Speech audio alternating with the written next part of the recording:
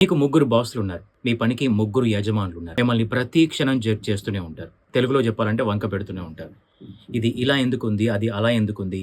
అలా ఉండాలి కదా! ఇలా ఉండాలి కదా!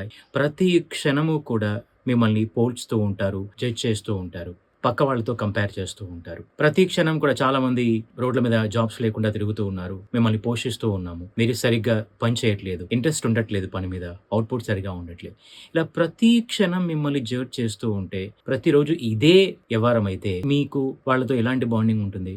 ఎలాంటి బాండింగ్ ఉండదు. ఆ తర్వాత పని మీద ఎలా ఉంటుంది? అయిష్టత పెరిగిపోతుంది. ఇక ఆ ఎన్వైర్న్‌మెంట్ అంటేనే ఆ ఆఫీసు అదంటేనే చికాకు పుడుతుంది. కానీ ఈ బాస్‌ని ఏమీ అనలేరు మీరు. మీ పనిని వదిలిపెట్టలేరు. అక్కడి నుంచి పారిపోలేరు.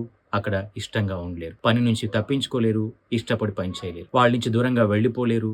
వాళ్ళతో సరైన బాండింగ్ ఉండదు. మొత్తానికి ఇదొక డిఫరెంట్ సిట్యుయేషన్ క్రియేట్ అవుతుంది. దానివల్ల అవుట్‌పుట్ కూడా సరిగ్గా ఉండదు. ఓకే. ఇప్పుడు ఇదే పరిస్థితిని మీ పిల్లలకి అన్వయిద్దాం. మీరుండే పరిస్థితిలో పిల్లల్ని పెడదాం. మీ పిల్లలకు కూడా ముగ్గురు యజమానులున్నారు. ముగ్గురు బాసులున్నారు. ఒకటి తల్లిదండ్రులు మీరు. ఇంట్లో ప్రతి క్షణం కంపేర్ చేస్తూనే ఉంటారు. ఎడ్యుకేషన్ మీ యాస్పిరేషన్స్ మీకుంటాయి. వాటిని అనుసరించి మీరు జడ్జ్ చేస్తూనే ఉంటారు పిల్లల్ని ప్రతి క్షణం. ఆ తర్వాత స్కూల్‌కెళ్ళిన తర్వాత అక్కడ టీచర్స్, మేనేజ్‌మెంట్ వీళ్ళు జడ్జ్ చేస్తూనే ఉంటారు. ప్రతీది హోంవర్క్ ఎందుకు చేయలేదు? ఇది అలా ఉంది. ఇది ఇలా ఉంది. ఆ తర్వాత సొసైటీ కూడా.